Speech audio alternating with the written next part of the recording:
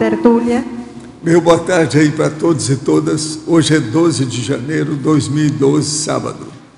O verbete é de número 2536. Tem 7 páginas, 53 logias e 22 máximos.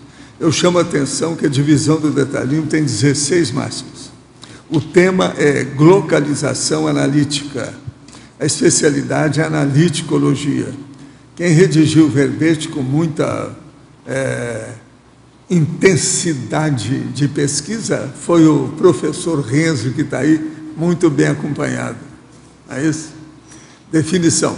A glocalização analítica é a técnica, o processo, a ação de raciocinar sobre fatos para fatos, fenômenos para fenômenos, objetivos, contextos, circunstâncias, condições e manifestações conscienciais, individuais ou coletivas, a partir de cotejos entre os enfoques global, integral, total, completo, e local, pontual, circunscrito, restrito, potencializando o entendimento mais aprofundado de realidades e para-realidades em dado momento evolutivo.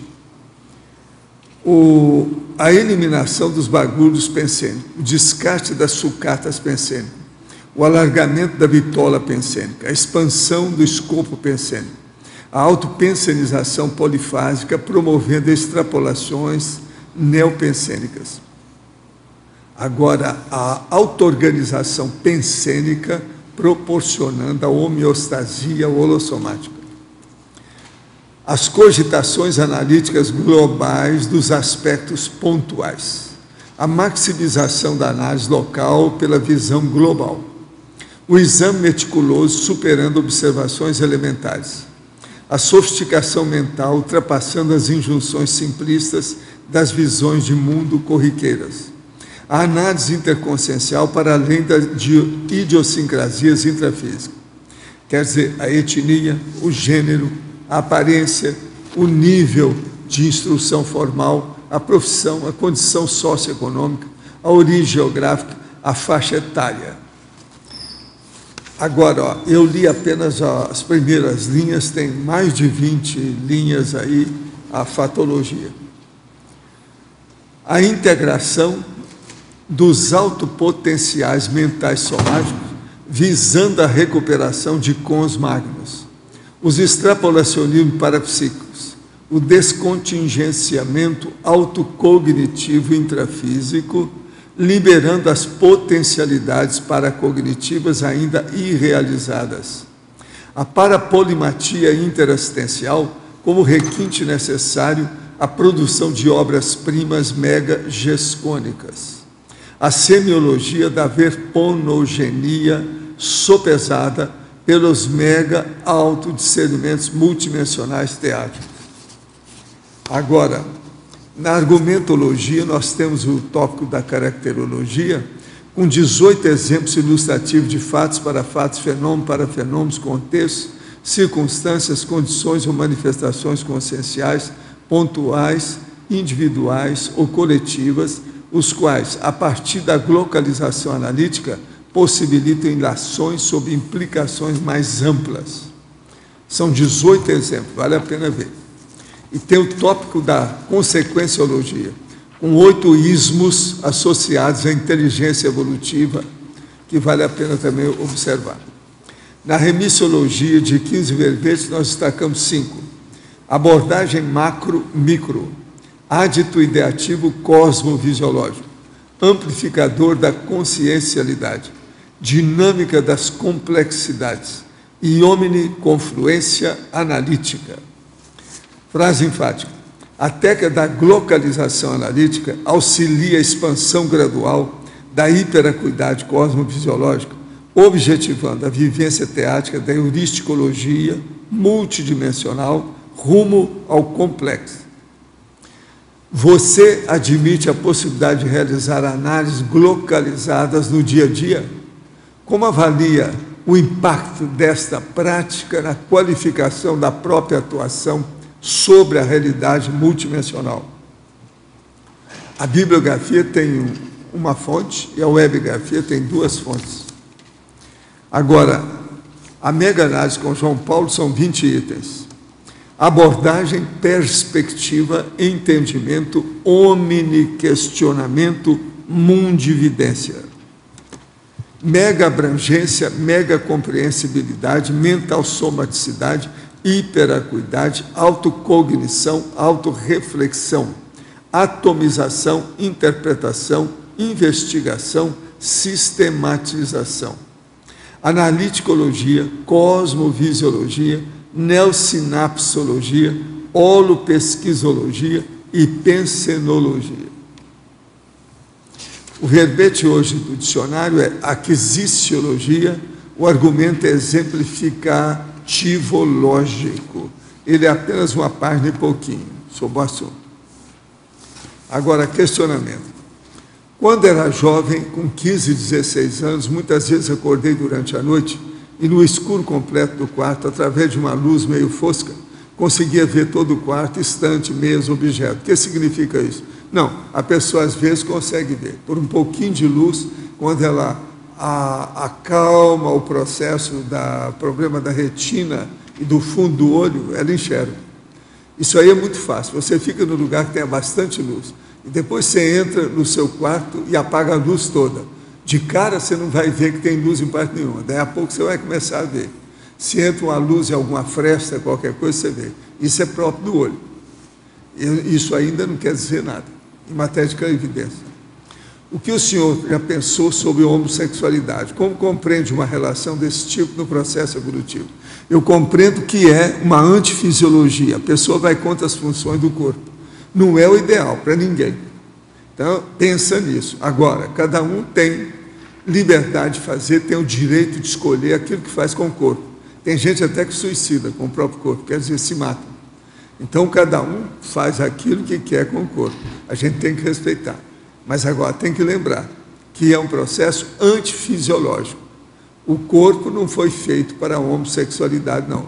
Ele foi feito para a heterossexualidade de propósito. Porque senão, se ficar só a homossexualidade, não teria jeito de reproduzir ninguém mais. Ia acabar a raça humana na hora. Haverá dupla evolutiva nessa condição? Tudo é possível, se eles combinam bem. A única coisa que eu fiz experiência disso, eu estou estudando essas coisas desde rapazinho. Então eu tive muitos homossexuais, o movimento espírita, então um monte de líder, tudo é homossexual. Então eu consegui estudar uma série deles. Então o que eu estava procurando é ver se eu encontrava uma dupla de homossexuais, seja de lésbicas ou de homossexuais propriamente dito, que tivesse alcançado vamos dizer, as núpcias, aquele processo nupcial de 50 anos. Então, são as bodas de ouro. Até hoje eu não encontrei nenhum. Eles geralmente são insatisfeitos, eles acabam passando para frente, ficam promíscuos, uma boa parte dos homossexuais e das lésbicas. Agora, então, tudo é possível ter como dupla evolutiva. Agora, preciso saber o que é que eles fazem com isso. Existe algum tipo de aprendizagem necessária para ser acessada, para ser necessário atravessar esse caminho? Olha, é sempre bom estudar tudo com calma. E eu tenho conversado com muita gente esses anos todos com estudo. Tem gente, por exemplo, que era homossexual, que deixou a homossexualidade. Tem outros que foram homossexuais porque a mãe estava esperando uma menina e apareceu um menino. Então começou a vestir o menino com camisola, colocar o menino só junto de meninas, e aquele negócio foi indo. Acabou a pessoa com uma certa tendência social. Com o passar do tempo ele se reajustou, ele não achava que era. Está com muita testosterona nos dois testículos. Então ele se pronunciou como ele devia. Aí é cada um a pensar na história e ver como é que era. Tenho 24 anos e gostaria de iniciar a minha TENEPS no máximo até os 26 anos de idade. No entanto, sou programador e acontece ter que viajar a serviço de vez em quando. Viajo cerca de 5 dias a cada 45 dias. Isso seria impeditivo? Não, se você tem ambiente adequado, se você fica em hotel, etc., não é o ideal, mas quebra o galho. Quais os critérios sobre essa questão de viagem a trabalho quando não ocorram com muita frequência? Não, eu te pediria só para você ponderar o seguinte: você está com 24 anos, todo mundo está vivendo 100 anos. Então, esse processo seu de mascate talvez não vai demorar muito tempo, quer dizer, de dromomania. Então, espera isso acabar, você começa a TENEPS depois. Olha se isso vai acabar, porque às vezes você não está vendo luz no fim do túnel, então é preciso ver com calma. Pode uma criança sofrer assédio? É lógico. Meu filho vem acordando muito na madrugada, tenta exteriorizar a energia no ambiente e nele. Acho que pode ter relação com o irmão recém-nascido de 4 meses, mas ainda tenho dúvida. Poderia comentar? Não, isso pode ser, mas se examinar esse negócio, o irmão, às vezes, não tem nada a ver com isso. Tem que examinar ele mesmo, como é que é a situação. Agora, que criança fica assediada, até possessa, tudo é possível. O senhor poderia comentar a respeito da união conjugal entre 2 pessoas? Quanto funcionam os mecanismos de aproximação e interesse entre elas? Olha, existe o amor à primeira vista, devido ao passado das pessoas. Então, às vezes, o processo, a primeira impressão, ela fixa mais, de modo que fica aí. Tenho lido muito sobre o assunto e observo que os livros que abordam o tema explicam que as pessoas se unem porque já está programado no mundo extrafísico. Não, isso é besteira, não é assim não. A programação extrafísica na paraprocedência é muito mais rara e não é assim não.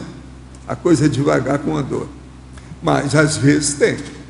Mas não é tudo marcado, bonitinho, não. É tanto que isso aí é um problemão que eu sempre chamo a atenção do casal incompleto. Que a pessoa arranjou lá uma dupla, começa a viver com ela, tudo caminha, às vezes arranja até filho. Daí a pouco é que aparece a dupla que eles tinham tratado. Aí então é aquilo que eu chamo, casal incompleto, uma das coisas mais trágicas e difíceis da sociedade humana. Isso é verdade? E se for, como explicar às pessoas que namoram diversas vezes antes de se casarem? Não, às vezes essas que namoram, às vezes é melhor, porque pelo menos tentou, examinou. O noivado, às vezes, é muito importante, ele funciona. Todos esses namoros já estavam programados? Não, às vezes a pessoa é promíscua, ela às vezes é prostituta ou prostituto, se diverte. E as pessoas se divorciam e constituem outra família? Pois é, porque não souberam escolher direito, ou houve alguma coisa. Nesse caso, o divórcio já estava programado? Não, não existe isso, divórcio programado no mundo extrafísico, não vem com essa. Está querendo fazer negocinho, esquece isso. Tenho 38 anos e comecei a TENEPS na segunda-feira. Em parapsiquismo não sou muito desenvolvida e não tenho sentido a energia do amparador. Apesar disso, tenho me sentido muito bem, sem ressaca energética, com ideias de como agir cosmoeticamente no dia seguinte e com cócegas no nariz durante o dia. É normal não sentir o amparador no início? É, você está perfeito. Outra coisa, esse negócio de cócega no nariz, se isso começou mais depois da TENEPS, mostra que você tem ectoplastia. Olha bem o seu ectoplasma, vê bem as energias. O ideal era você participar das dinâmicas, dos laboratórios, do processo do acoplamento e outras coisas mais aqui. Sou marinheiro de primeira viagem no estudo da Conscienciologia e da Projeciologia. Já adquiri o tratado de Projeciologia. Ainda não pus em prática nenhum ensinamento. Na minha casa sofremos assédio de um tio que já dessomou, irmão do meu pai, com fenômeno de poltergeist. Sofremos muito com isso. Sou cuidador do meu pai idoso, um bebê de 96 anos e cego. É aconselhável que inicie a projeção nessa situação? Corra algum risco? Que tipo de sequelas posso sofrer? Tem receio de que algo me aconteça e não possa concluir minha missão de cuidado e conforto para com ele. O que devo fazer? Por onde devo começar? Olha, você tem 26 anos, todo mundo está vivendo 100 anos. Eu acabei de falar isso para outra pessoa aqui. Então o problema todo é o seguinte, espera isso com calma. Deixa resolver primeiro o caso do papai. Depois você vai ver o que é. Ele está chamando o papai de 96 anos de bebê, quer dizer, negócio muito sério, tem que ajudar, o homem está cego. Então tem que ir com calma. Agora, outra coisa, você está em dúvida de começar a TENEPS. Então, na dúvida, é melhor se abster. Espera isso assentar para você ter certeza, porque TENEPS é para o resto da vida. De modo que eu acho mais correto, mais racional, mais maduro esperar mais um pouco. Álvaro Betógrafo Renzo, na Fatologia, página 7, 11ª linha, de baixo para cima, como utilizar a lupa caleidoscópica nas nossas pesquisas e estudos? Lupa caleidoscópica, aqui ó. Boa tarde, obrigado pela oportunidade, professor. E queria aproveitar e já começar dando boa tarde também ao pessoal, aos tertulianos aqui, do tertuliário, né? E expandir para os teletertulianos que estão assistindo aqui em Foz, colegas, tertulianos do Brasil, né? Além de Foz do Iguaçu, e já aproveitando a língua portuguesa, vou dar boa tarde também, boas tardes aos portugueses e aos colegas evolutivos dos países de língua portuguesa, CPLP, né, que estão em Angola, estão em Moçambique, Cabo Verde, São Tomé e Príncipe, Guiné-Bissau, e ainda alguns que tiverem... É bom a gente explicar que o professor Renzo trabalhava na Globo. A gente está fazendo um boa tarde localizado aqui, e então, o pessoal... um político, de Palanque. Boa Ele tarde acabou também. de chegar ao Palanque. Se o senhor me permitir só mais um minutinho. Não, eu permito tudo. Boa tarde em português também o pessoal de Timor-Leste, né? Macau, na Índia, Macau na China, Goa na Índia, né? Esses são em português. Aí aproveitando já, passando para o idioma irmão do espanhol, buenas tardes a todos os que estão nos assistindo em Latinoamérica, y buenas tardes para Argentina y Uruguay, y buenos días para los otros que están ahí ainda por la mañana, que es una hora menos, y buenas tardes a los españoles, españolas, los colegas de Espanha. Arigatou gozaimasu. E amarrando só o inglês, né? Good morning for those who are watching us from the US, and good afternoon for those who are watching us from the UK, and then Hong Kong. Good morning for those who are in Australia, New Zealand. They are already in the Sunday. Eles estão no domingo já na Nova Zelândia. Então assim a gente pega aí uma abrangência localizada. Bonjour, guten Tag. Com o nome Renzo tem que falar. Buongiorno, buonasera, né? Então eu acho que assim a gente localiza aí a nossa comunicação e dá um exemplo. Todo mundo já levantou a orelha para te ouvir. E aguardo. I'm waiting for your questions. I'm at your disposal. And agora vamos voltar aqui para o 10ª lupa caleidoscópica. Bom, a lupa caleidoscópica a gente está percebendo que mesmo quando nós estamos fazendo um megafoco, o nosso megafoco, ele vai ter ao lado, adjacente a ele, vão haver outras realidades, às vezes tão importantes quanto ou mais, que não vão, por nós não estarmos percebendo,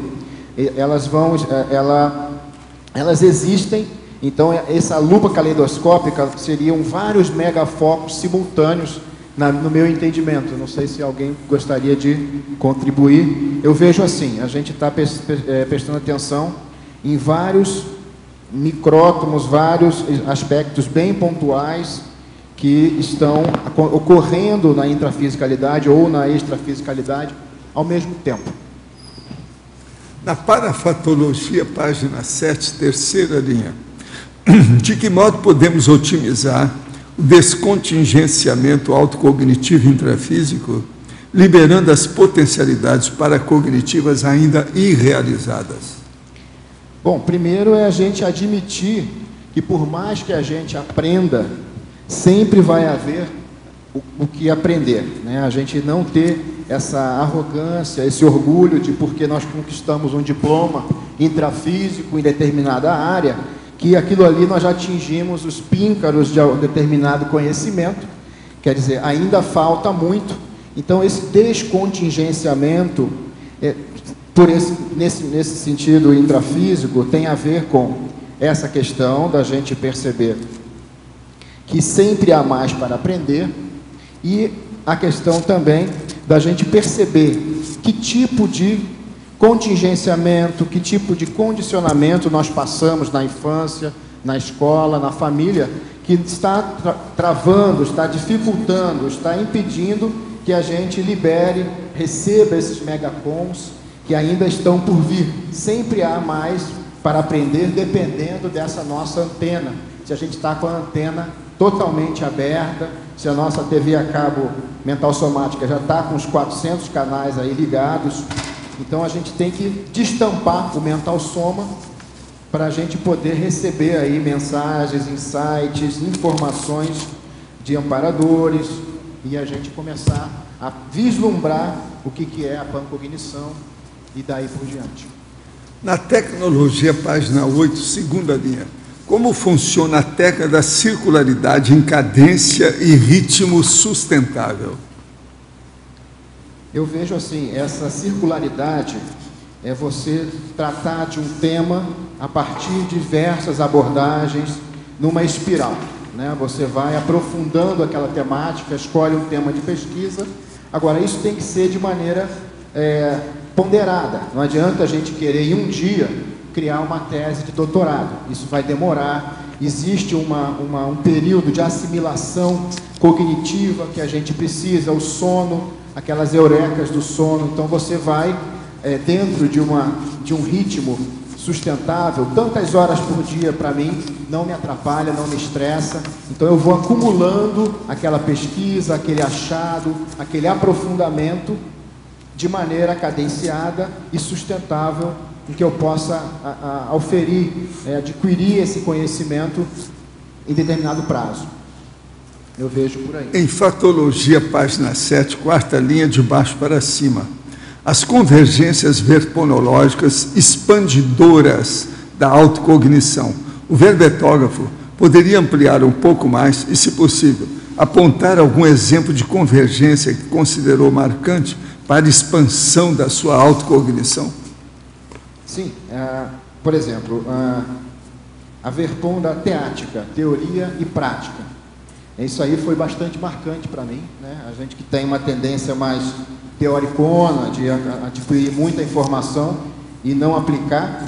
Então, se nós convergirmos essa verponda teática com a TENEPS, por exemplo, se você começar a acompanhar a repercussão da TENEPS, a repercussão nas suas energias, na sua cognição, daquelas vivências da TENEPS ao longo do dia, aquilo vai expandindo, você vai teatizando aquelas percepções, aquelas informações que chegaram pela TENEPS. Então, eu estou colocando a TENEPS como uma verpon, né, uma prática inovadora, uma prática proposta pelo professor Valdo, junto com a teática. Repetindo, né? A pessoa pode teatizar aquelas informações, aquelas vivências energéticas que ela teve durante a TENEPS ao longo do dia. E com isso vai expandindo a própria cognição. Em Fatologia, página 7, final da quinta linha, poderia abordar a detecção de aportes intelectuais multiexistenciais, facilitando o equacionamento de prioridades evolutivas no aqui e agora? Eu tenho um exemplo assim, pessoal, e aí peço desculpa por estar colocando, talvez aqui no escritório da Márcia, ela me convidou para dar um apoio no escritório de advocacia lá em Gramado. E eu, a primeiro momento, eu falei, poxa, eu não quero ser office boy do seu escritório, eu sou sociólogo, você é advogada, o que eu vou fazer lá? Ela, carregar a mala. Além de tudo, né? Motorista, segurança. E aí eu falei, bom, vamos ver, vamos conversar sobre isso aí. E um dia a gente estava conversando, pesquisando sobre uma petição, né, e veio a expressão ipsum factum. Aí peço desculpas por não ter colocado isso naquele dia do latinismo, né? Veio essa expressão ipsum factum, eu estava falando para ela como talvez desenvolver a argumentação naquela petição. E veio até, eu falei, ipsum factum, não sei o que é isso. Márcia, vamos procurar, ver se existe. E aí ela procurou e existia. E estava muito bem colocado ali dentro. Eu falei, caramba, eu acho que eu tenho alguma coisa a ver com direito aí, talvez. Então parece que veio esse... Apareceu um causídico te ajudando.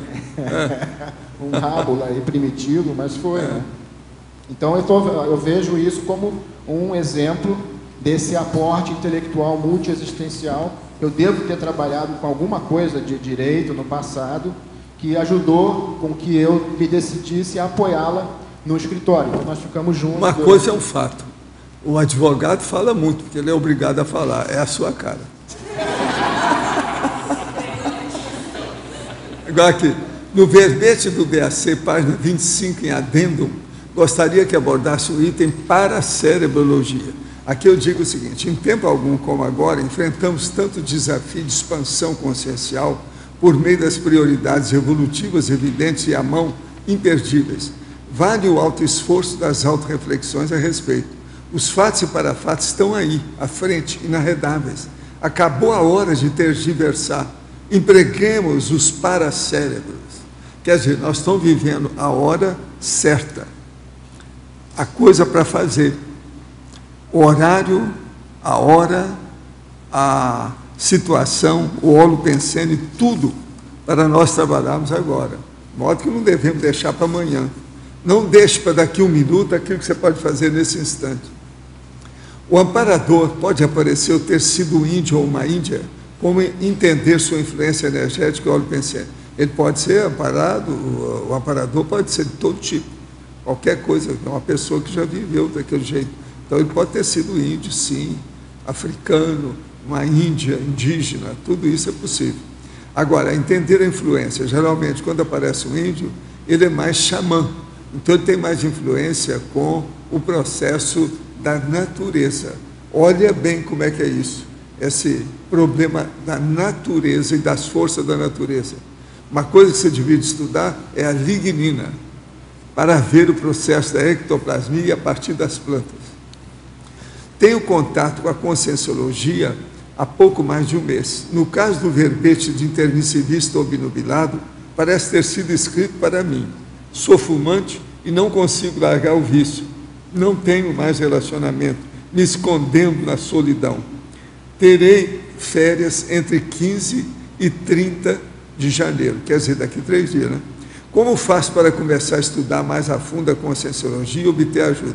O melhor é o seguinte: se interna esses dias num hospital adequado, aí um spa especial para você, para deixar o vício de fumar.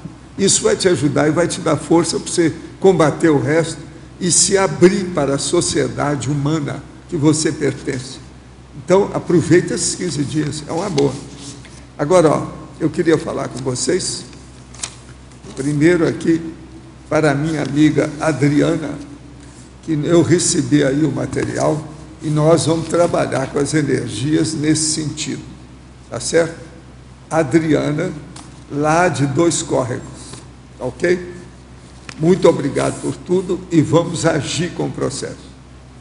Agora, aqui está a edição que está acabando de sair da Scriptor, que é a revista aí dos escritores nossos aí, e dos autores. Agora, o que se passa? Aqui tem uma série de informações sérias, isso aqui é o número 4, e eu quero lembrar que eles me pediram para falar, que aqui tem uma entrevista que eu dei, chama Encontros Bibliográficos, onde eu estou dando ideias do curso agora do dia 20, as primeiras ideias sobre esse curso. Então, às vezes, vale a pena ver, mas tem muito artigo superior a essa entrevista aí na revista que vale a pena. Eu quero agradecer também aqui, ó, ao nosso amigo que deu esse livro sobre poesia do Ito Naga. Tudo que ele fala a partir do eu sei. Eu sei que somos tentados a ver sinais numa coincidência. E por aí vai. E ele faz poesia a respeito disso. De modo que é interessante, um livro muito bem feito, muito apresentável, livro de poesia. Outra coisa, nós queremos agradecer também a nossa amiga que trouxe, do Aloysio Balbi, Kissamã, a raiz de uma história. É o processo histórico da área lá de Kissamã. Vale a pena, é ilustrado, muito bem feito, as coisas todas da parte histórica, arquitetônica e geográfica do ambiente. E também quero agradecer a nossa amiga Solange, que trouxe esse livro dos Estados Unidos para nós. Esse é piradíssimo. O que é que se passa? Uma enciclopédia da paranoia, de modo geral, de tudo que tem na Terra atualmente, em inglês. Eu vou dar uma tradução aqui no resumo que os dois autores fizeram. E tem também, além dos dois autores, tem um staff do Instituto Cassandra. Você já viu, né? Deve ter tudo isso. Então ele fala o seguinte: o guia é indispensável para qualquer um e para qualquer coisa que pode fazer você ter medo ou estar receoso de se aborrecer sobre isso. Então, qualquer coisa que aborreça você, você vai olhar que tem alguma coisa por aqui. Agora, o melhor da história deles, eles criaram um negócio que é uma série de logos, para tudo tem um logo. Não são esses logos só de transporte, não. Aqui tem de tudo. Agora, são dezenas de logos que tem. É de um lado e do outro, ó, tudo logo. E eles, em cada um dos casos, ele coloca o logo adequado, em cada fato. Agora, gente, tem tudo que pensar. É uma enciclopédia mesmo da paranoia, até um certo ponto. Agora, quem é que são os primeiros paranoicos? Tudo indica que são os dois que escreveram. Pelo seguinte, basta ver a cara deles. Aqui, ó. Aqui.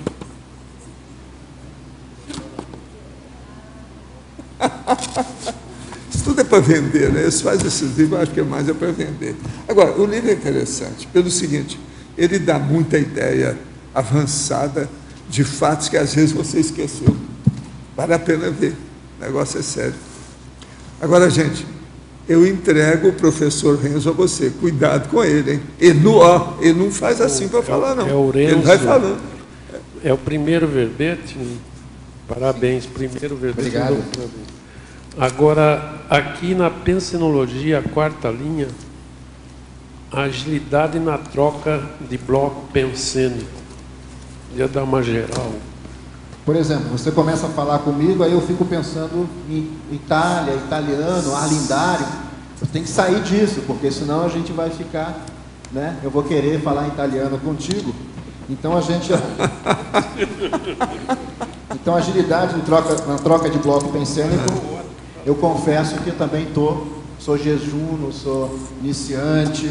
Aqui são proposições, são propostas que essa agilidade na troca, ela tem que ser, na verdade, consciente, tem que ser técnica, senão a gente cai na labilidade psicossomática. Se a gente consegue fazer essa troca, aqui a professora Amalo aqui ao lado pode expandir, se quiser depois.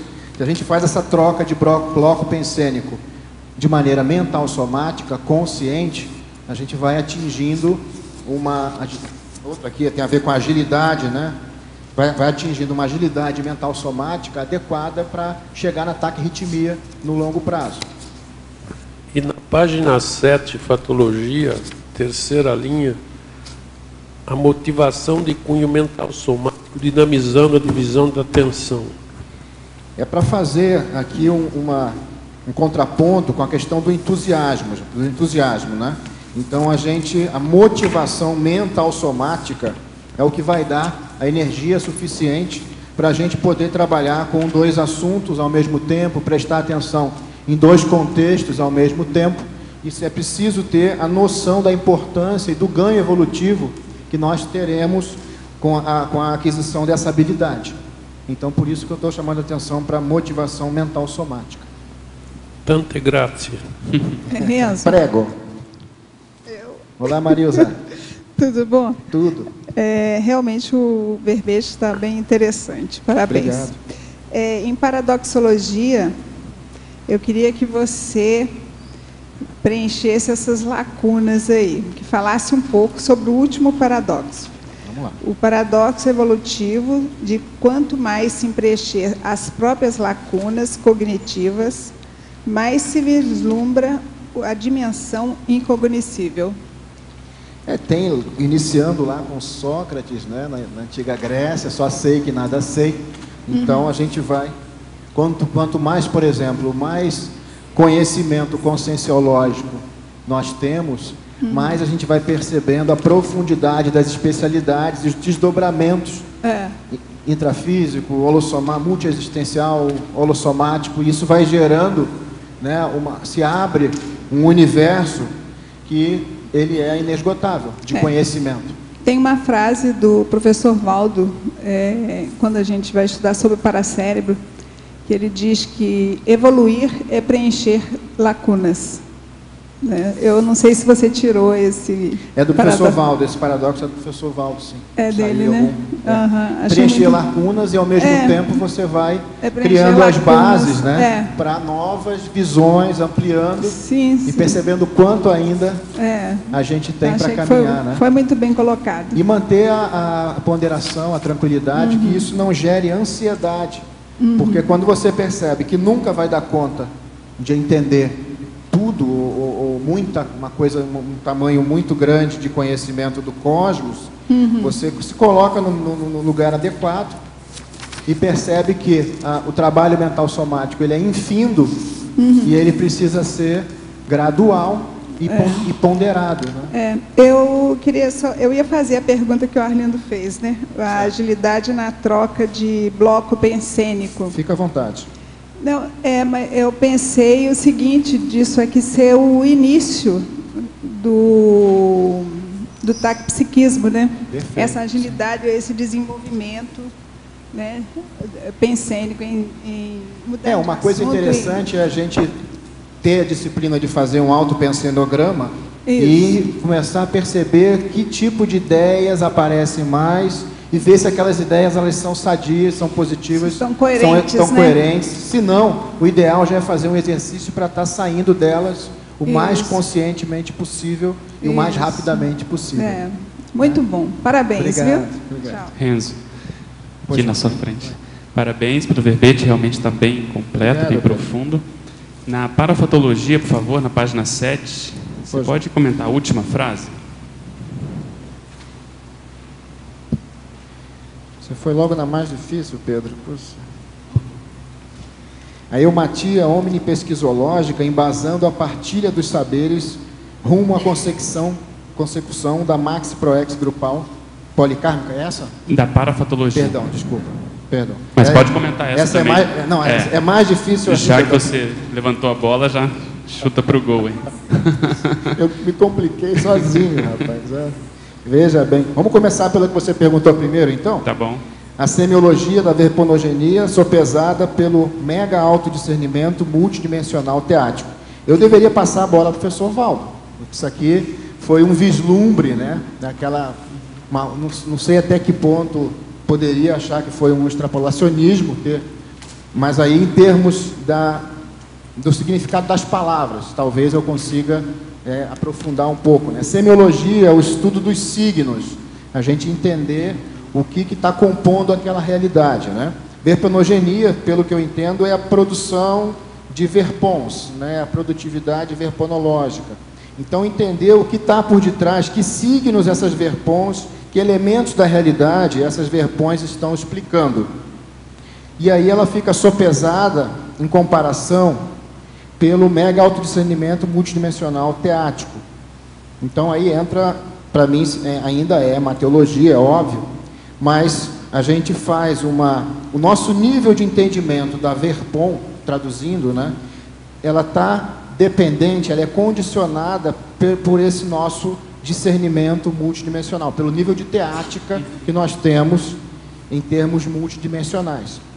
Então, quanto mais experiências, quanto mais vivências nós temos conscientes, né? Quanto mais nós expandirmos nosso autodiscernimento multidimensional, mais nós vamos ser capazes de entender a substância, a essência das verpons que são trazidas. Até para traduzir em signos também, né? Entender os signos e traduzir em palavras. Traduzindo, aí vem palavra, vem o grafo pensene, né? A gente aumenta a nossa capacidade de chegar à obra-prima, né? Muito bom. E a de cima, isso. Eumatia, eu considero, pelo dicionário, está dizendo que é uma propensão à aprendizagem. Então, omnipesquisológica, você está aberto ao cosmos, ao entendimento do que está se passando em múltiplas dimensões, a nível local, a nível global, e isso vai embasar essa partilha dos saberes rumo a essa Max Proex grupal policármica. Eu me inspirei no trabalho do professor Valdo, né, tentando colocar lá na frente para a gente poder galgar esses passos que ainda faltam Então, eu estou colocando aqui, traduzindo isso. Essa nossa capacidade de aprendizado de maneira ampla, omnipesquisológica, vai embasar essa nossa capacidade também de transmissão de saberes para conseguir participar como mini peça importante dessa Max Proex policármica. Muito bom. Com um pouco... E para fechar na página 10, você pode comentar o 8º item da caracterologia, por favor? Flash retrocognitivo, a análise pontual de flash retrocognitivo específico e a holoanálise da relevância atual de fatos ocorridos em ressoma pretérita. Eu quis chamar a atenção aqui porque não é porque nós tivemos uma retrocognição, que é um fenômeno importante, mas será que toda retrocognição ela é definitiva para essa Seriex, para essa Proexis? Ou ela pode ter sido uma lembrança de um fato importante que ocorreu, mas que não vai estar tendo um impacto definitivo nessa nossa Seriex atual. Daí essa reflexão, né? Será que esse flash realmente ele é definitor da minha Proex? Ele vai impactar diretamente ou não? Por aí.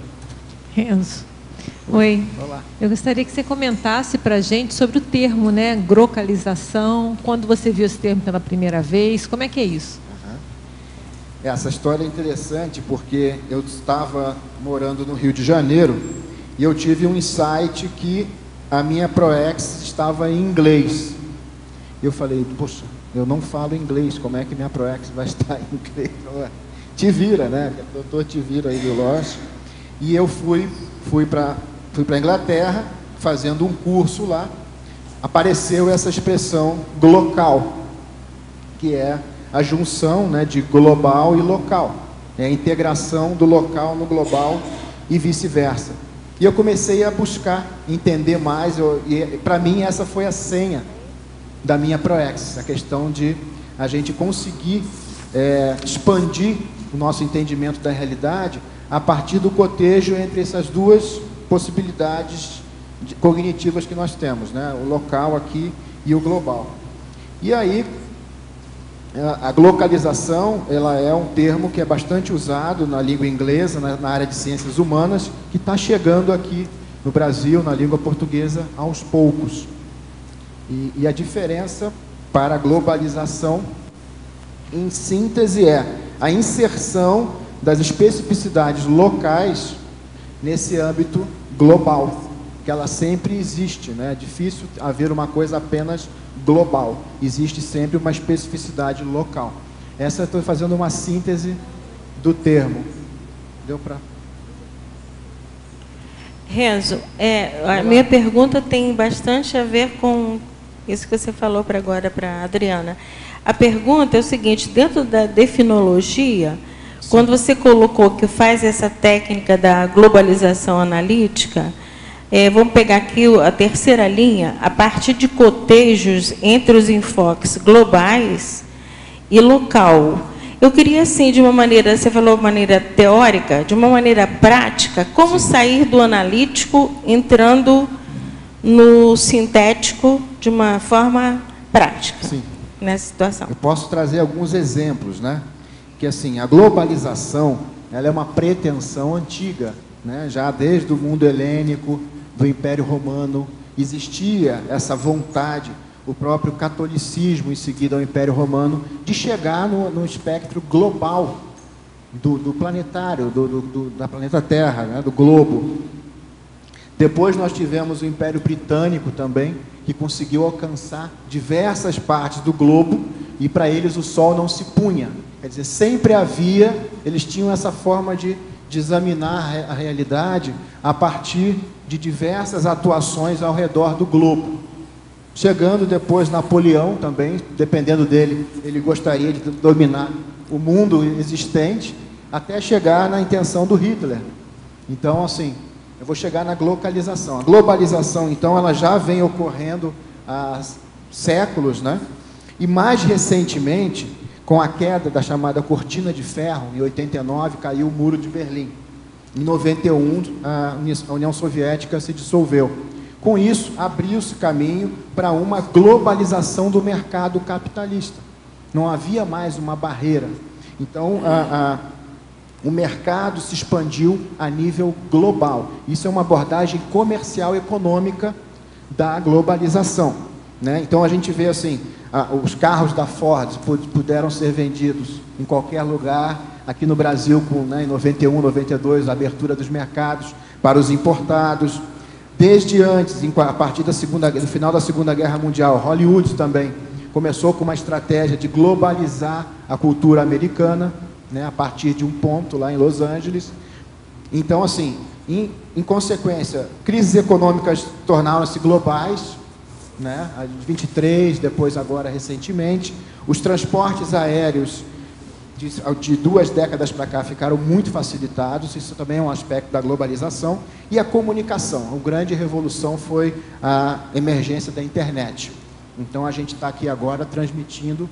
Então, globalização é essa, o sociólogo, filósofo americano Marshall McLuhan, ele criou o termo aldeia global, que é uma percepção de que o mundo estava se integrando em uma coisa só. O que era feito nos Estados Unidos, as pessoas iam ficar sabendo em outros lugares, principalmente por efeito de Hollywood. Só um minutinho.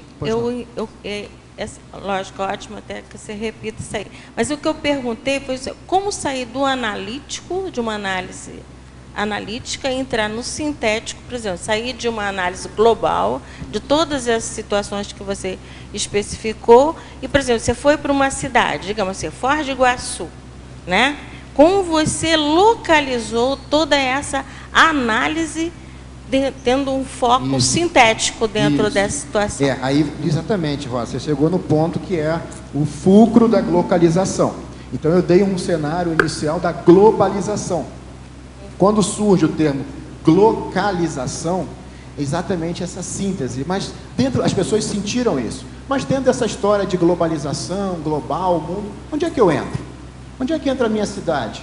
Onde é que entram as minhas referências culturais? E aí surgiu o termo localização.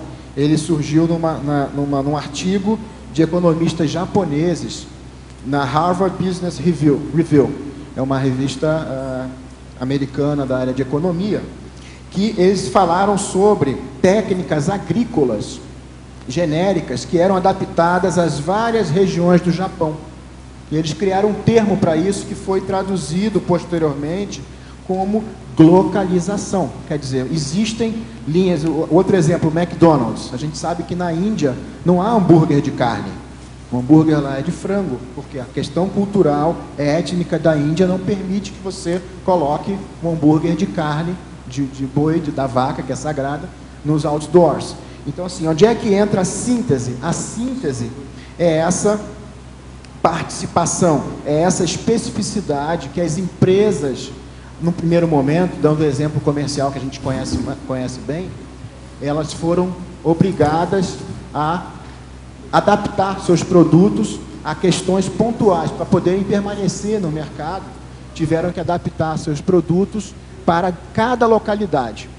E para aí a gente tem uma série de exemplos que a gente pode ter. Por exemplo, onde é que nós entramos na globalização?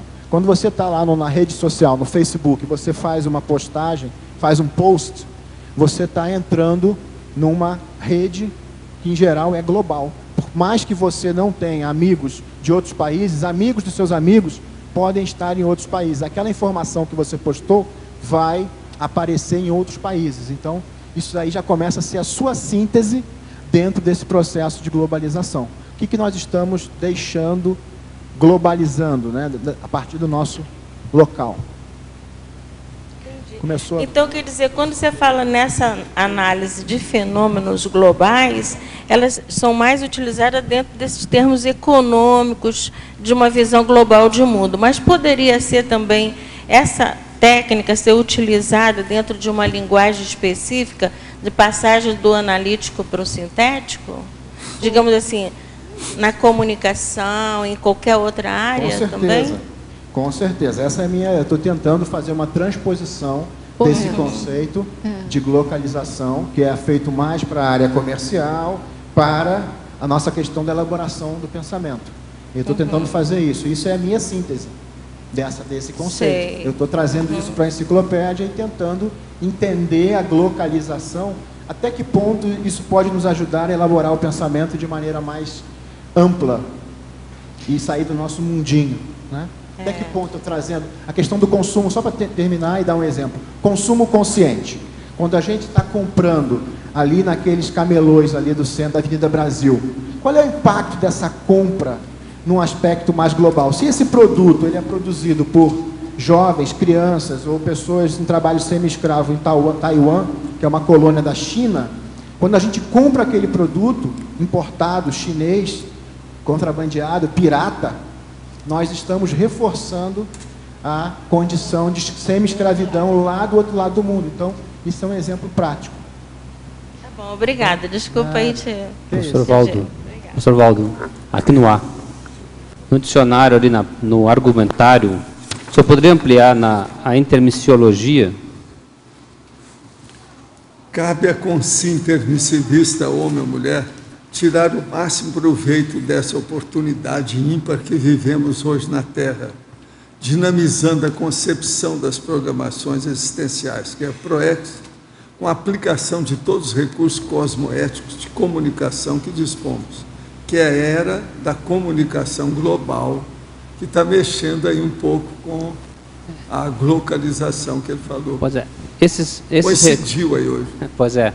Eu vejo que a conexão é muito forte entre o seu verbete e o verbete do Renzo nessa parte. Esses recursos cosmoéticos de comunicação, o senhor fala internet... escrita, fala... O livro... rádio, televisão, o processo, um bilhete, e-mail, isso tudo aí a gente tem que levar em consideração, né? Agora, o que eu vejo mais importante é a pensata geral, de todo tipo. Então, aí entra tudo. Anedota, análise, acepção, composição, assunto, prosa, poesia, escrito, escrita, crítica, autocrítica, heterocrítica, apologia, panegírico, divisa, inscrição, edital, exortação, variante, penada. Pensar tem uma coisa, penada é outra. Você deu uma penada, pode ser também uma penata, né? Pois é. Então, o nível de aquisição evolutiva que nós temos hoje, a possibilidade de ter uma TENEPS, uma OFIEX, chegar na desperticidade, gera uma responsabilidade maior e o repasse dessa informação em termos globais também. E a tendência de tudo é isso aí. Existe uma coisa que vai sendo feita, que é a mega, neurolexicografia, neurolexicologia. Tudo a cabeça vai melhorar os vocabulários que você tem lá dentro. Então, vale a pena ver o processo de um ponto de vista atacadista, panorâmico, cosmovisiológico. Sempre vai ajudar as pessoas. Então, agora, você veja, eu fiz uma página só, tudo de frase curta aqui, para a pessoa pensar no grande, através de frase curta. Basicamente, pelo que eu vi, o senhor está colocando, nós temos hoje uma responsabilidade que antes era basicamente de evoluciólogos e serenões, em termos dessa informação. Aqui, ó, tem aquele nosso amigo, uma consciência aí que me falou, se você já começa a ter noção do que é a evoluciologia, você tem que caminhar para isso. Eu achei a observação terrível. Pensei nisso semanas. Se você já sabe o que significa o processo da evoluciologia, a estrutura, o arcabouço, o meaning, a representação, o que representa isso, o que significa, você já tem capacidade de caminhar para lá. Tem que dar um jeito nisso. Entende? Por isso que o senhor quebrou o paradigma com a possibilidade de ser desperto em Agora, eu às vezes, eu uso muito o problema de respeitar as pessoas. Às vezes, esse respeito pode até passar da conta. Aí, às vezes, você até erra por respeitar demais. Hoje, por exemplo, de manhã, a hora que teve o processo aí do círculo mental somático, eu não quis trazer o dicionário da Micaela. Por quê? O tema era tão sério, estava envolvendo tanta gente, que eu não quis ser intruso na história. A hora que acabou, nós estamos agora de tarde, ele aí, sentiu falta. Ele não falou na hora. Se eu tivesse falado, eu teria buscado o dicionário e falado. Mas ele não falou.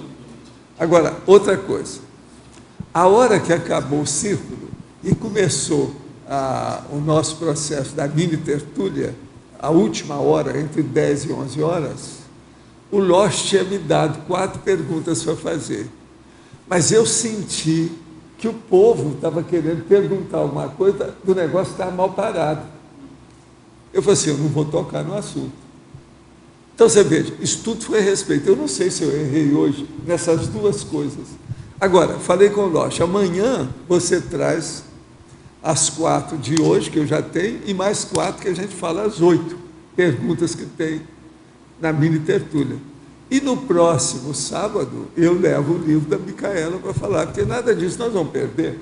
É um processo apenas de adiar temporariamente. Mas veja, isso não é aquilo que eu posso fazer agora, deixar para depois, não é. Eu vi a oportunidade para respeitar o interesse do povo, você está entendendo? Escolher entre o bom e o melhor ainda em termos de prioridade grupal, né? Porque se eu, por exemplo, entrasse com o livro da Micaela, isso aí poderia ir longe, ia desviar muita gente. E a turma, você viu, o povo está tudo interessado, né? O tempo passou, ninguém viu. Entende? Todo mundo querendo falar. E alguns estavam falando muito tempo, parecia que o Renzo estava lá, falando que esse povo todo. Quer dizer, fora de série, entendeu? Então, ok. De modo que a gente tem que encaixar essas coisas e ver as oportunidades de informar. Isso aqui é o processo de esclarecimento mais sério.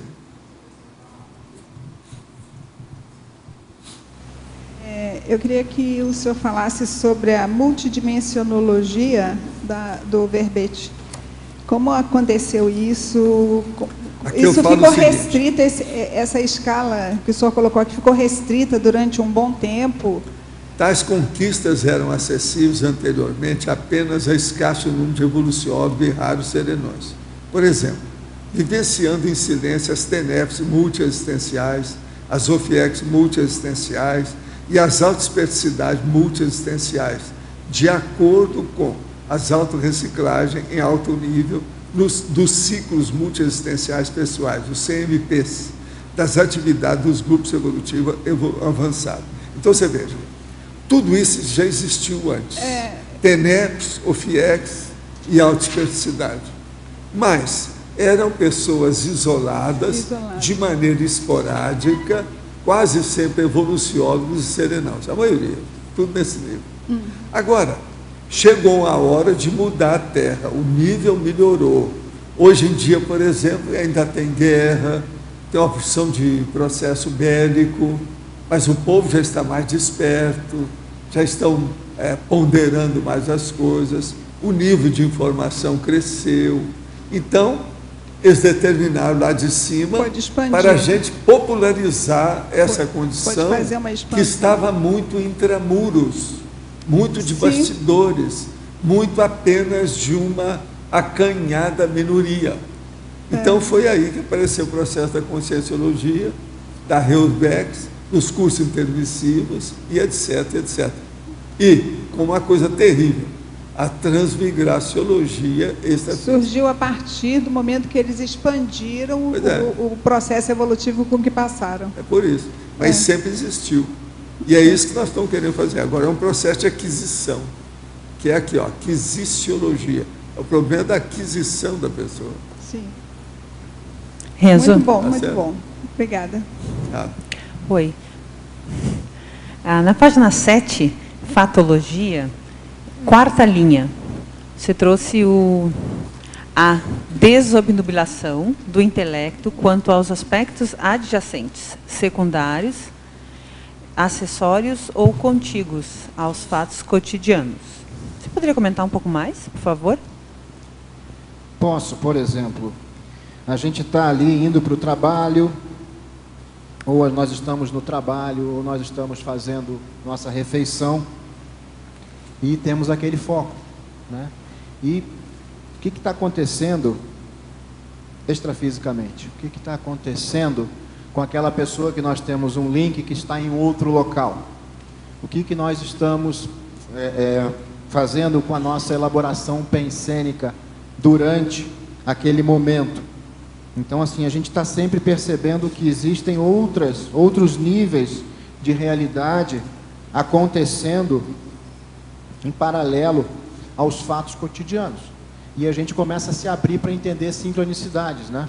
O que aconteceu aquele acidente no carro? Por que aconteceu que o cachorrinho fugiu? Então a gente começa a tentar entender, aprofundar, complexificar a nossa vivência cotidiana. Sabe que é interessante isso, porque ontem nós assistimos num grupo de amigos, umas 15 pessoas foram assistir o filme A Viagem, que é um lançamento agora no JL. E um dos pontos que é bastante interessante no filme, ele é uma malha, ele vai e volta. São as mesmas pessoas vivendo várias vidas. Então é interessante a gente trazer isso, porque conhecer a teoria a gente conhece, mas pensar realmente a respeito das várias conexões é um exercício bem interessante, né? Isso que você... Por que a gente encontrou determinada pessoa naquele lugar, naquele momento, quer dizer, começar a pesquisar um pouco. E aí entra o registro, né? Sim. E logo em seguida, na página 8, em tecnologia, sim, você trouxe a segunda técnica. Você fala do ritmo cognitivo sustentável, né? A técnica da circularidade em cadência e o ritmo cognitivo sustentável. O que é esse sustentável? Esse sustentável é aquele ritmo que a gente consegue manter ao longo do tempo. Não dá aquele estirão, né? Aquela coisa de, às vezes, até se satura daquele conhecimento de tanto você está precisando, né? No caso da época da escola, a gente faz uma prova, a gente, se for estudar antes da prova, 1 dia, 2 dias, depois que você faz a prova, você não quer mais saber daquele assunto. Então, assim, ter um pouco de... jogar um pouco com conhecimento, como o professor Valdo faz.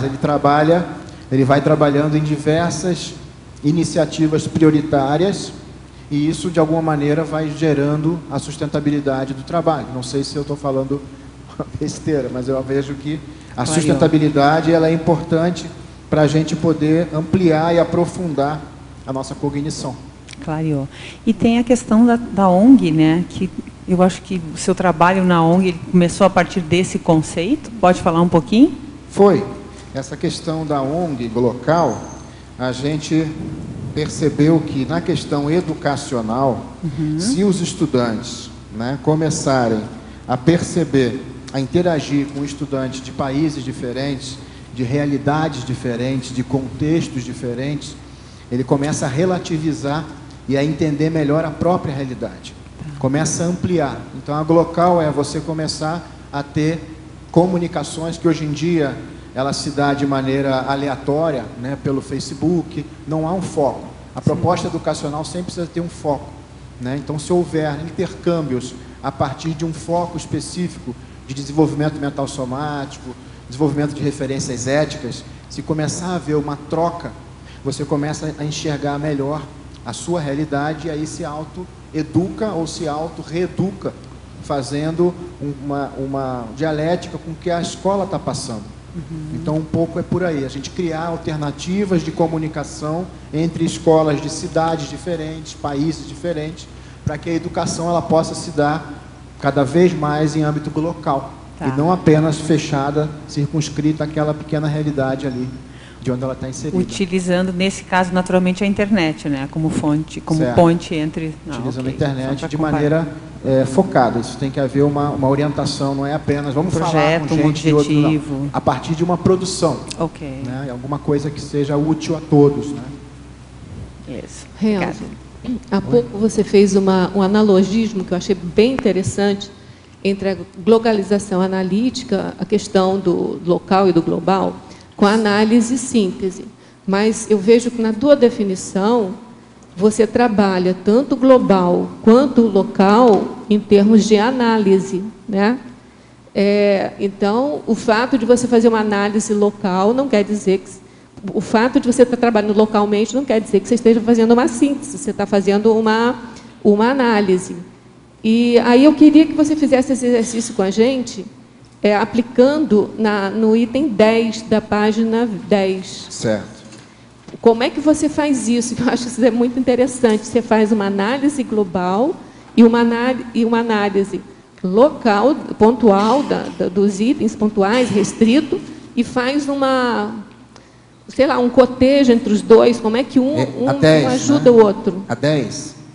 Eu escolhi a 10, você pode escolher qualquer uma que você queira fazer um exercício com a gente, sabe? Deixa eu aproveitar e agradecer aí o auxílio inavaliável de vocês, tá? Da equipe de revisoras todas aí. O verbete não teria chegado nessa condição aí de apresentação, obviamente, se não fosse a participação de vocês. Então, agradeço bastante. O esforço foi todo seu. Então, assim, análise pontual de intercâmbio específico e a análise das possibilidades resultantes de trocas interculturais, intereducacionais e interdimensionais. Então, assim, por exemplo, nesse caso das escolas, né? A escola conseguiu começar a trocar e-mails com uma outra escola de outro país. Então, gerou muita motivação, muita alegria, muita curiosidade nos jovens, nos estudantes. Mas e aí? Então, quais são, vendo de maneira mais ampla, né, mais global, mais que possibilidades podem resultar dessas trocas a médio e longo prazo? Porque global também a gente pode pensar o local como mais o presente, o pontual, e o global como um aspecto mais a médio e longo prazo. Então, o que vai ocorrer a partir desses intercâmbios específicos? O que pode ocorrer? E aí, dentro da educação futuramente conscienciológica, qual é o impacto multidimensional desses intercâmbios? Qual seria as escolas mais adequadas para uma escola conscienciológica, por exemplo, estar entrando em contato? Que critérios, parâmetros teriam que ser trazidos, avaliados para que esses intercâmbios ocorressem? Então, assim, você expandir, não se precipitar achando que o intercâmbio em si ele já é o máximo. Ele já é assim, não, já está conversando, imagina, escola de 2 países. Tá, mas o que está por trás disso? O que esses intercâmbios podem acarretar de maneira efetiva? É um exercício de cosmovisiologia mesmo, né? É o início. Eu captei como um dos exercícios, né, que podem ser exercícios mentais, que podem ser técnicas, né, associadas a outras que vão nos ajudar a gradualmente começar a entender mais. Pelo que eu entendi, assim, é você pensar grande no restrito e pensar grande no grande, não é isso? Você tem que ver tudo no restrito. Exatamente. O pensar grande, ele engloba o global e o local. Né? Você conseguir cotejar as duas coisas, né? Porque senão você desconsidera quem está ao seu lado. É o teoricão. Não. Ele é o PH Deus, mas a pessoa que está do lado, ele não está dando atenção. Aí faltou o pensar grande. Ele está pensando...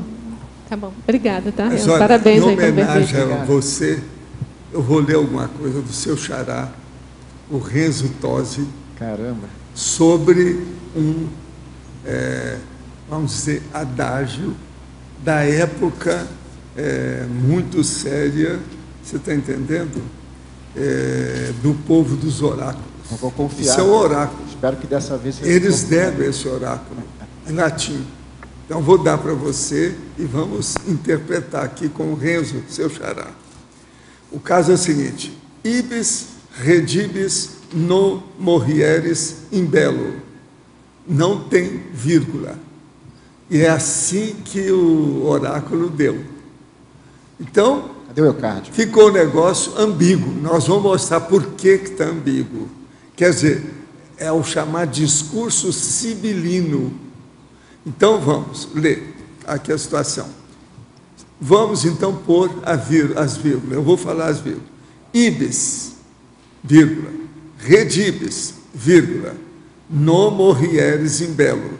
Então, aqui seria: você irá, você voltará e não morrerá na guerra. Agora, a outra interpretação, porque eles não colocaram vírgula. O oráculo falava em latim e não colocava vírgula. Aí, depois, o outro, agora. Ibis, vírgula, redibis non, vírgula, morrieres in bello, que é, irás, não voltarás, morrerás na guerra. Agora veja, dizem que os oráculos tinham muito disso. Então ele falava e não falava. Tanto, entende? Deixava por conta. Agora, esse aqui é um dos mais perfeitos que tem. Isso aí deve ter mais de 2 milênios, sabe? Ibis redibis non morrieres in bello. Belo, vocês sabem, é a guerra. Agora, é quase o português aqui. Ibis quer dizer de ir. Redibis é o processo de voltar. No é não. Agora, por exemplo, em português, a coisa já fica mais séria. A língua portuguesa é melhor do que o latim. Entendeu? Eu acho que eu devo ter morrido, professor, porque tendo aquele meu complexo com o latim, né? Tipo assim, muito bonita o idioma, você entende alguma coisa de latim. Com o seu italiano aí, quem entende italiano sabe muita coisa de latim, quase sempre é assim. Agora aqui, alverbetógrafo. Coloquiologia, página 6. Pode-se dizer que a expressão coloquial pense grande e a citação da citaciologia, pense globalmente, haja localmente, são a síntese desse verbete? Esse termo glocalização já é utilizado amplamente em outras áreas do saber. Se afirmativo, quem o criou? Você já andou falando aí? Isso, o termo... Mas fala de novo, explica tudo. Glocalization, em inglês, está sendo mais utilizado. Quem criou, a princípio, dentro de alguma polêmica em relação a isso, é o sociólogo britânico Roland Robertson. Pela Wikipedia, vocês conseguem, é possível encontrar sobre esse termo glocalization. E eu acho que, como foi falado com a professora Rosa anteriormente, o pense grande, ele está englobando o local, o global e o local, e o pense globalmente, haja localmente, ele é essa slogan mais conhecido do movimento ambientalista, e o que a gente está fazendo é uma transposição do termo glocalização para a questão da elaboração do pensamento. É a gente trazer para o nosso dia a dia essa técnica de pensar em 2 instâncias, a princípio, né? A partir dessas 2 instâncias, outras poderão ser adicionadas. Tenho dificuldade para ser objetiva nas respostas. Como fazer para resolver? Ao que a gente indica, nesses casos, geralmente, é a pessoa escrever bastante. Escrever, mas com argumentação. E depois dá para as pessoas, para elas fazerem heterocrítica. Isso vai ajudar. A pessoa vai ficar mais objetiva naquilo que ela escrever. Se ela ficar objetiva no que escreve, ela acaba passando isso para o que ela fala. Então, aí vai acabar melhorando tanto as perguntas quanto as respostas. Agora, a objetividade tem que ser feita através de escrita. Pega um tema e desenvolva aquilo. E depois dê para alguém para fazer uma heterocrítica. Isso pode ajudar. Professor, por favor, o senhor poderia falar sobre característica da dragona? Ela se constitui em um sinal de nascença? Sim. O tamanho pode variar? Não. Geralmente tem de 6 a 9 centímetros de comprimento. E a forma? Geralmente ela é comprida, tem cor, é diferente da pele da pessoa, e ela também tem pelos. Sempre de nascença ou pode surgir a posterior? Não, não é sempre de nascença. Como soube do significado?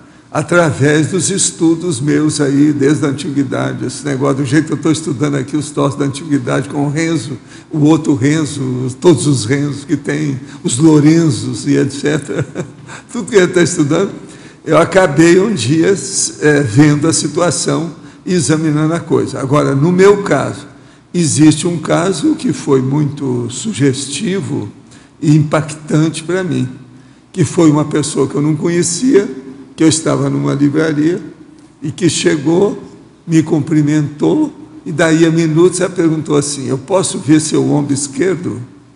Essa pessoa sabia tudo sobre dragona. Agora, ele estudava, igual eu, os fenômenos parapsíquicos, desde os problemas históricos da antiguidade para cá. E ele tinha uma senhora biblioteca. Ele tinha uma biblioteca particular dentro de uma big livraria em New York, para você ter uma ideia. O homem era uma cabeça. Agora, o melhor da história, eu cheguei já sabendo das coisas, ele fez uma espécie de enquete, ou uma entrevista, ou um exame meu de conhecimento, e ficou quieto. E outra coisa que me foi o melhor da história toda que eu encontrei com esse homem, é que no escritório dele, aquela biblioteca toda, ele me pediu para ver. E eu pedi, ele pediu, eu fui olhar os livros. Aí eu olhei, não achei nada significante para eu comprar o livro. Então, ele o que fez? Continuou com a pesquisa em cima de mim, fazendo pesquisa. Então, fala sobre isso. Aí eu falava sobre o livro, sobre esse autor, Todos aqueles eu já conheci, já tinha. São esses autores mais sérios que nós temos, inclusive alguns do bibliotafo que nós temos lá embaixo.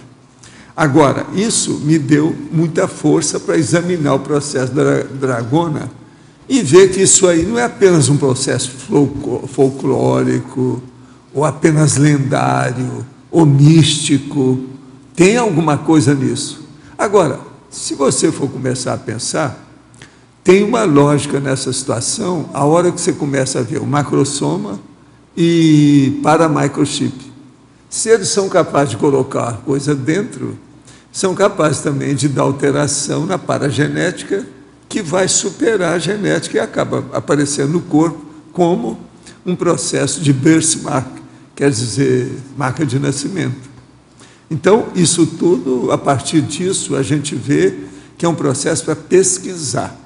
Agora, é muito difícil achar gente com essa marca do jeito que nós estamos falando. A característica é deltoide esquerdo e atravessa uma linha de 6 a 9 centímetros, geralmente tem uma pinta ou uma marca de nascença escura e ela tem pelo. Isso é que é a base. Professor, com relação à TENEPS, o senhor teve informação direta dos amparadores para implementá-la no movimento conscienciológico ou foi uma técnica rememorada de outras vidas? Não. É rememorada porque eu já usava isso em vidas anteriores e também porque estava dentro dos processos do curso intermissivo. Na página... Na letra B. Pode ir. Eu queria saber, na página 7, na segunda linha, você fala da avaliação sincera e pragmática como primeiro passo à saída da falsa zona de conforto intelectual. Falsa zona de conforto? Como é que é isso aí? Eu acho que a gente tende, né, a perceber que a ignorância, ela dá uma falsa sensação de conforto. Deixa eu confirmar aqui a linha que você... É a segunda. Segunda, né? Uhum. Então, assim, quando a gente faz percebe, né, que está tendo lacunas, todos nós temos lacunas. Se a gente faz uma avaliação sincera e pragmática do quanto ainda a gente pode aprender, a gente vai estar começando a sair dessa zona de conforto intelectual que, por mais ignorante que a pessoa seja, da própria ignorância, ela sabe que pode melhorar, né? Isso aqui surgiu de um comentário, eu era adolescente, aí tinha uma ficante, ela falou, você é mais bonito de boca fechada. E eu tinha 16 anos. Aquilo pegou fundo, falou, putz, essa mulher me chamou de burro assim, e de maneira bem sutil, né? Na época também eu tinha mais, né? Não tinha essa. Então eu falei, não, eu vou ter que trabalhar. Então ali foi, e eu tinha essa falsa, eu sabia que eu precisava investir mais no mental soma, mas estava nessa falsa zona de conforto, né? Então eu tive que encarar. Mexeu lá com o meu, tive que pegar os livros e começar. E aí ela tem relação com a linha 20 dessa mesma página? 19, desculpa. A análise 360 da própria consciencialidade a partir das 2.000 perguntas do conscienciograma, que é uma avaliação sincera, né, e pragmática. Aí você... Aí seria até, ampliaria para a zona de conforto existencial, né? Porque às vezes a pessoa não tem tanta deficiência intelectual, mas ela tem ali uma falta de domínio energético, uma deficiência no domínio energético. Então tem relação sim. Então essa análise sincera e pragmática pode revelar lacunas muito sérias a serem preenchidas. Tá. Agora, quando eu peguei o verbete, localização, né? Eu fui logo na estrangeirismologia, pensando que você ia colocar o Think Global, Act Local. Por que você colocou na citaciologia? Porque é curioso, né? Global, local, elas são as palavras nos 3 idiomas, né? São as mesmas palavras em inglês, espanhol e português. Então eu achei que não seria interessante repetir mas entendi essa expressão, né? Que ela começou... é bem sintética, né? Ela começou lá, mas para a gente poder estar divulgando a princípio, quando for traduzida para o inglês, na enciclopédia, aí vai estar lá. Tá bom, obrigada. Locally. Gostaria de saber o que, do ponto de vista intraconsciencial, mais favorece a glocalização analítica. E de que modo quem mora no interior pode sustentar a glocalização analítica sem sucumbir à forca da forma holopensênica. Boa pergunta. Bom, pelo que o professor Valdo dizia, né, desde a época lá daquelas assinaturas de revistas em quadrinhos, jornais, ele sempre buscou, desde lá de Monte Carmelo, estar ligado no que estava acontecendo fora, no globo. Então, hoje, na época da fartura virtual, digital, a pessoa ter acesso à internet e buscar utilizar a internet de maneira útil, de maneira mental somática, é uma boa escolha para a pessoa manter e exercitar a questão da glocalização analítica. Eu sugeriria criar um tema de pesquisa e aprender a língua, principalmente a língua inglesa, para ela poder aprofundar e sair dessa possível interiorose. Na antagonismologia, página 9, 4ª linha, poderia expandir e exemplificar o antagonismo a avaliações mentais somáticas glocalizadas, avaliações psicossomáticas a prioristas? A priorismose, ela está sempre associada a um local, a um já conhecido, a o aparente, a aquela situação mais simplista. Quando você traz para esse raciocínio, para essa avaliação, um aspecto mais global, mais amplo, há uma tendência de superação a médio prazo, se houver a conscientização sobre a necessidade desse exercício, há uma tendência a superar qualquer tipo de apriorismose. Obviamente não é automático, mas se você está sempre trazendo que sempre existe uma realidade mais ampla, conjugada, não é oposta, ela é conjugada com essa interação tete a tete, vai ser difícil a pessoa estar insistindo, pelo menos. A gente ainda cai em várias apriorismoses, mas insistir nisso vai ser difícil. Como se dá a blindagem da alcova? Quando a consciência entra, as consciências ficam, o que faz com que elas não entrem? Se o quarto é o lugar onde a dupla faz sexo, e sendo assim a sexualidade faz parte do holopensene, como as consciências sexólogas não entrariam? O problema todo é o seguinte: você tem que fazer o encapsulamento da sua casa, da sua alcova, do seu escritório, do seu corpo, da sua manifestação, e outra coisa, do seu carro. Uma coisa muito importante, já pensou em encapsular o seu carro para não dar tanto acidente? Tudo isso é possível fazer com energia, está na sua mão. Agora, o que se passa? Tem pessoas que viu que o coelho estava comendo tudo que ele plantou na horta. Então, o que ele fez? Fez um muro em torno da horta e deixou o coelho lá dentro. Então, não adiantou nada. Então, nós temos que entender isso. As pessoas, elas não limpam a alcova, elas não passam. Agora, como é que você deve fazer isso?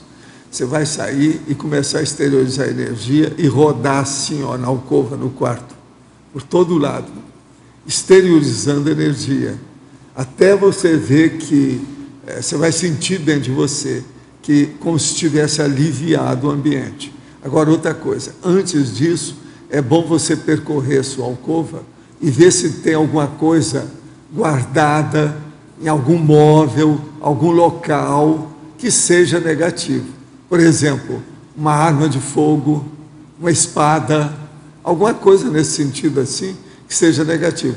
Aquilo, às vezes, é um ponto de atração para o assédio. De modo que tem que acabar com os bagulhos energéticos dentro da alcova. A primeira coisa é essa. Renzo, agora sou eu. Olá, Batata. Renzo, existe um mal-entendido na questão tanto do global quanto do local, né? Porque a pessoa confunde. Ela acha que global é longe. E a visão do grande é maior e não longe. Ela pode ser aqui grande e lá pequena. Também. Então, esses dois termos, eles precisam ser muito bem compreendidos para não cair numa coisa que você citou assim rápido, en passant, e que eu testemunho muito na questão da educação. Preocupa muito com o que está fora, mas não vê quem está ao lado. Então, preocupa muito com o que está distante, mas não preocupa com a oportunidade mais próxima que está aqui debaixo do seu nariz. Então, a gente vê essa confusão acontecendo o tempo todo, principalmente na academia, onde a pessoa tem aquela especialidade que ela sabe tudo da cabeça de um alfinete. E ela pensa que ela tem uma visão global por causa disso. E, na sua experiência, o que você acha que poderia ajudar para a pessoa que tem a visão global, ou seja, ela pode até ter uma teoria extensa, para ela conseguir acordar para o que está debaixo do nariz? Porque a gente vê essa incoerência praticamente em tudo. Em todas as posições, no meio acadêmico, no meio político, em tudo quanto é lugar. É a falta do desconfiômetro, do mancômetro. Então não percebe o que está do lado, mas está estudando parapsiquismo. É a mesma coisa falar assim, olha, nós estamos estudando aqui para construir uma estrada. Você chega e fala assim, nós já estamos construindo, você pode pegar esse tijolo para ajudar? Não, não podemos, que nós estamos definindo como se constrói uma estrada. Nós estamos muito ocupados. Então a gente vê essa falta de timing. A falta de prioridade. Timing. É o caso também daquele povo que foram construir uma estrada para subir a montanha. Então, durante meses gastaram um monte de dinheiro para subir lá, até chegar no topo da montanha. Quando eles chegaram no topo da montanha e olharam, do outro lado tinha uma estrada linda, já feita há muito tempo. Eles não tinham visto. Um caso real, porque no caso daqueles sobreviventes que caíram nos Andes e ficaram procurando, eles deram uma volta imensa e tinha a estrada embaixo deles, a estrada passava embaixo. Uma grande rodovia. Eu acho que o desconfiômetro é muito sério, que é aquele caso de Goiânia. Há um caso que eles foram inaugurar a fonte luminosa. Agora, não olharam bem, na hora que for passar a água para a fonte, e passar no esgoto. Então, na inauguração, você já viu o que não apareceu lá? Festival colorido. Internacional colorido. Gente, eu tive com a pessoa que estava lá na inauguração e viu isso. Dentro disso aí... Disse que deu um pânico no povo. Então, para evitar gafes como talvez essa e outras piores, né? O que você sugeriria para a pessoa conseguir manter esse glocal, mas realmente com o cal funcionando? Aqui... Primeiro, olha e vai lá. Essa da fonte luminosa é local. É triste. Mesmo, né? Essa é triste. Literal. Essa é literal. Sujou geral, né? Sujou geral, a praça inteira, e todo mundo caiu fora. Foi um fracasso. Malo, tentando responder aí, eu tenho alguma experiência na academia, alguma experiência da gente perceber essa dificuldade das pessoas terem coragem para reconhecer, dentro do que o professor Valdo disse, do que é o prioritário. Às vezes elas reconhecem o que é o prioritário, reconhecem que tem que fazer um investimento mais próximo, mas aí entra a covardia da pessoa. Então é mais fácil eu tratar aquele assunto, aquele tema, de maneira teórica. É mais fácil eu ir lá para... Você viu a pergunta do rapaz que vai ficar, depois de amanhã, daqui 3 dias, ele vai entrar de férias durante 15 dias. E quer ficar livre do fumo, aquele negócio todo. Então, por que é que ele não vai para o hospital? Foi o que eu falei para ele. Se interna. Que é o mais perto, né? Lógico. O problema está mais perto. Então, melhor era cuidar do que está debaixo do nariz. Eu acho que está por detrás disso é a questão da coragem. E foi uma coisa que me chamou muita atenção na Conscienciologia desde o começo. A postura, né, do professor, a forma de falar, de se colocar, o posicionamento. O livro do Luciano Vicenzi também, Coragem para Evoluir. Então, assim, a gente assumir que, se tiver faltando coragem, vamos tentar aumentar essa coragem para podermos enxergar, a princípio, o que está próximo, mas ampliar, fazer o cotejo, porque o que está próximo, como você disse, tem a consciência que a gente interage, ela em si é o microcosmos, ela tem um global em si, essa interação ela é global. E até que ponto a gente se dá conta disso, até que ponto a gente tem coragem de admitir isso e abrir mão dessas referências antigas, né? Eu sou o professor, ou eu sou o papai, ou eu sou o marido. Quer dizer, a gente ter coragem de assumir que a interação, a realidade, ela é complexa, que nós precisamos cada vez mais entender e agir de maneira mais corajosa, coerente. Então, eu acho que falta coragem para muita gente entrar na teática. O que eu acho, falando aí para vocês dois, que eu acho que o processo local e global, mais assim, vamos dizer, lastimável, é o do cientista convencional. Ele estuda todas as naturezas e modalidades de energia, mas não estuda energia nele. Não estuda ele. Ele estuda o cosmos inteiro de maneira universal. Eles mesmos gostam da palavra universal, aquele homotético e etc. Tal. Mas eles não estudam ele mesmo. Agora, veja, a parapsicologia continua do mesmo jeito, igual eles. Então, o parapsicólogo não usa as energias dele. Ele estuda o sujeito, quer dizer, o sujeito, o sujeito, né? Ele estuda o sensitivo, mas ele não se põe como sensitivo. Então, é isso justamente. Para mim, isso aí é que é o mais lastimado dessa história toda de local e global. Porque é uma fuga. Natureza humana, é muito né? fácil fazer um voo global e fazendo uma mega fuga daquilo que está na base do processo, que é a própria pessoa e o observador, né? Então, a Conscienciologia, ela inova no momento que ela põe o observador como centro e o objeto de pesquisa primeiro. Então, começa o objeto de pesquisa nele. E ele já é global, porque a consciência é global. Ela só não é quando ela deixa de ver limites e possibilidades, a coisas que ela Conscienciologia é a ciência localizada, né?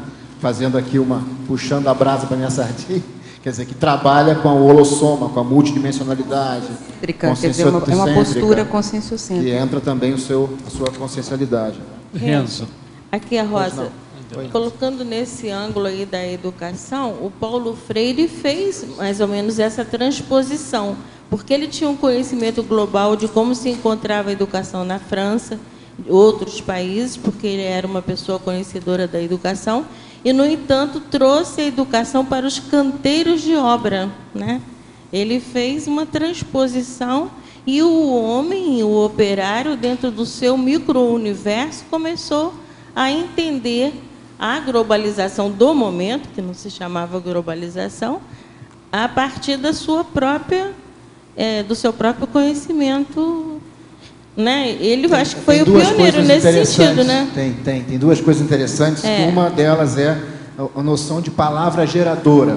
O Paulo Freire alfabetizava a partir de conceitos, de realidades que a pessoa estava vivendo. Então, o micro-universo do operário. A partir daquele mundo local dela, ela iria ampliar a percepção de mundo, de realidade, através da dialogia, mas ele também tinha o teto, que era o marxismo. Então, ele se colocou ali, ele era marxista convicto, então ele se colocou um teto que prejudicava essa globalização, por exemplo. Se ele fosse trabalhar com alguém que não fosse marxista, eu não sei, eu não conheci pessoalmente, mas até que ponto ele conseguiria... Faltou universalismo. Faltou, que tem a ver com globalização. Universalismo, pela conscienciologia, é fundamental. Você não pode ter um tamponamento ideológico para as suas ideias, senão você está restringido, isso não é global. Você está contingenciado por alguma ideia, né? Obrigada. Ô Renzo, isso tem a ver com o contingenciamento que você escreve ali? Eu ia te perguntar isso. Exatamente. A parafatologia ali, terceira linha. Tem a ver com a interiorose, todo tipo de contingenciamento ideológico, uma crença, o acanhamento, a restrição, um complexo, o restringido, tudo é uma isso. Questão, às vezes... Outra coisa, o autista está nisso. E é bem sutil, às vezes a pessoa ela tem mania de... Outra coisa, o deprimido está dentro disso. O assediado. O assediado. E a coisa do sociosismo, né? A gente investir, gastar 3, 4 horas por dia do tempo, a pessoa que gasta esse tempo, sem ter a noção da prioridade daquilo. Ela está interessada em futebol, ela está interessada em marcar o barzinho, quer dizer, ela vai desviando do que é prioritário e aí fica contingenciado pelos costumes que o professor Valdo falou mais cedo aí, que ele nem se dá conta, a pessoa nem se dá conta que aquilo não é prioritário, né?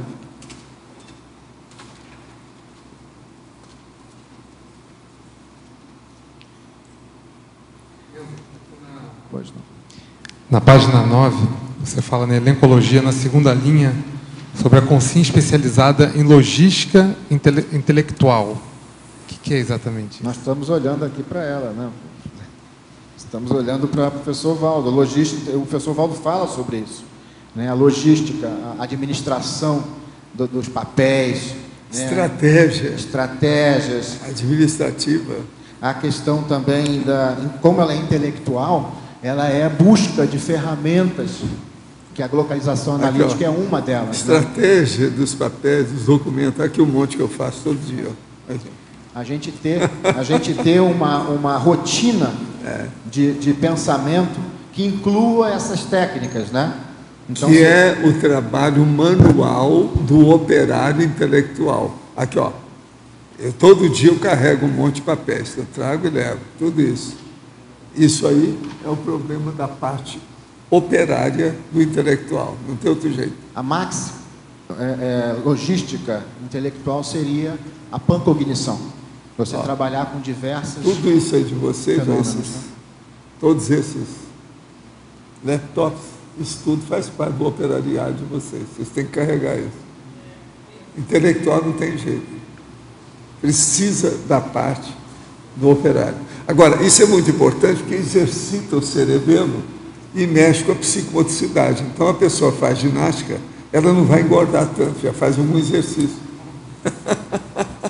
Renzo, pois não. Aqui no ar, aqui em cima, na página 7, na fatologia, mais ou menos no meio ali, embaixo do número 2000, certo. A proatividade cognitiva plurifacética. Você poderia falar um pouco sobre o que você quis dizer? Olha, eu vou trazer o exemplo que me veio agora, que é a questão da tradução simultânea da tertúlia. Então, proatividade cognitiva plurifacética. Você está, ao mesmo tempo, buscando a palavra correta em inglês para a pessoa.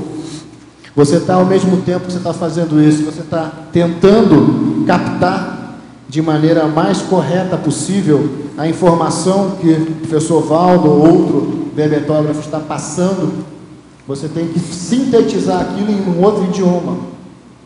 E, ao mesmo tempo, aí entra a questão, né, local e global. Você está percebendo a sua interação energética com aquela pessoa, vendo como é que ela está, se ela está cansada, se é necessário fazer um EV para dar uma otimizada nessa interação, e percebendo também o que está acontecendo aqui no tertuliário. Então, não sei se fica claro. Está claro.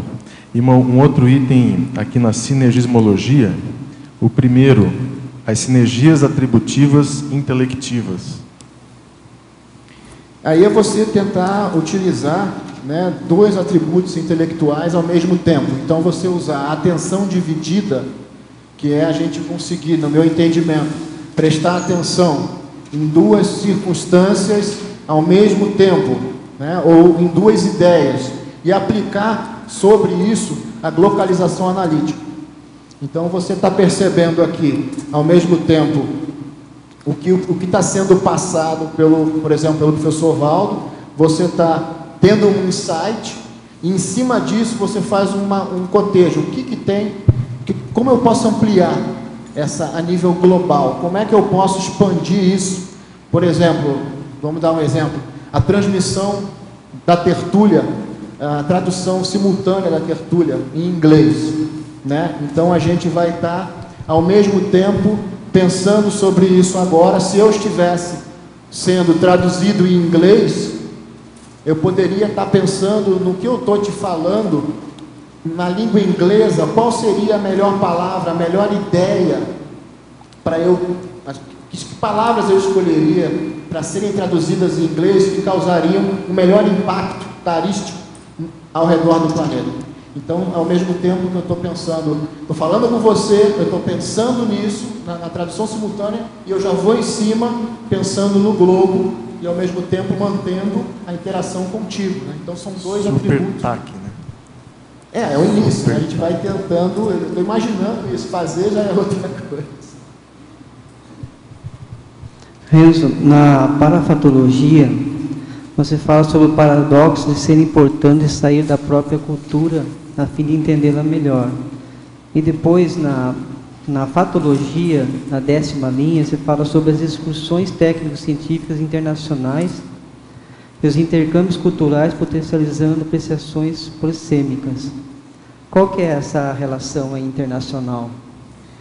Eu vejo assim, a gente está muito habituado, automatizado, até em termos mentais. A gente funciona, aprende a funcionar de uma maneira e aprende a admitir como naturais certas coisas que nem sempre são, mas estão associadas à nossa cultura, estão ligadas às nossas práticas familiares, às vezes. Então, aquilo para a gente é a forma como as pessoas nos tratam. Às vezes nós somos o caçula da família e depois nós entramos num trabalho que as pessoas tendem a ter uma bajulação. Sim.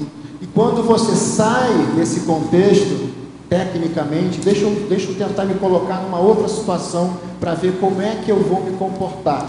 Como é que vai funcionar a minha cabeça? Você vai morar, sei lá, na Turquia, e as pessoas não vão te tratar como caçula, não vão te tratar como colega antigo da repartição pública, e aí você vai ter uma experiência de consciência para consciência. As pessoas vão te tratar em função daquilo que elas estão percebendo de você como consciência. Então é uma estratégia que pode ser feita tecnicamente para haver um aprofundamento do autoconhecimento conscienciométrico. Uma estratégia de fazer uma viagem para uma cultura diferente e aí tentar interagir lá, ver o que acontece. Se a gente fica no mesmo local sempre, o mundo do jeito que ele é e como as pessoas interpretam você dentro dessa situação não é o mesmo, não é a mesma realidade quando você sai para uma outra cultura. Não, é bem diferente. É bem diferente. E também o seu posicionamento na escala social. Aqui a gente pensa, né, a gente é brasileiro, lá fora você já vai ser sul-americano, latino-americano, já muda a forma de tratamento. Você vai ter que lidar com isso. Como é que fica, né? Você amplia, tem mais coisas aí que eu não estava percebendo, né? Ok, obrigado.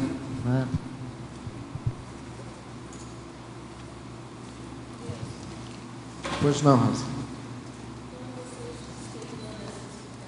Me fez lembrar quando o professor falou sobre esse primeiro dicionário que a autora fez as pensatas em 5 línguas, e ela teve preocupação de fazer a pesquisa do provérbio, como ele funcionava em cada cultura, em cada idioma, né? Porque a tradução só ao pé da letra ela não funciona, né? Exatamente. A questão do micro-universo consciencial do povo e do próprio indivíduo, né? Tradução cultural, seria uma tradução cultural, uma tradução até pensênica, né? Para adaptar, ajustar o contexto, né?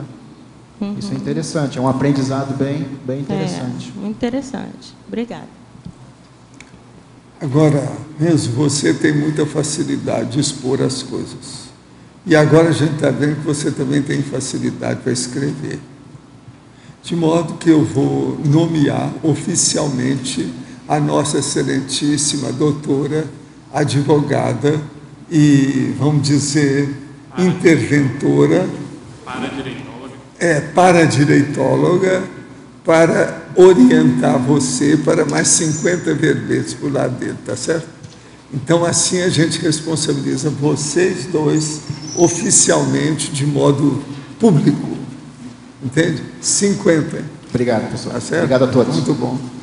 Os nossos comerciais, por favor. Obrigada. As pontuações da tertúlia de hoje foram 84 assinaturas no livro de presença, 24 perguntas presenciais e 24 perguntas respondidas online.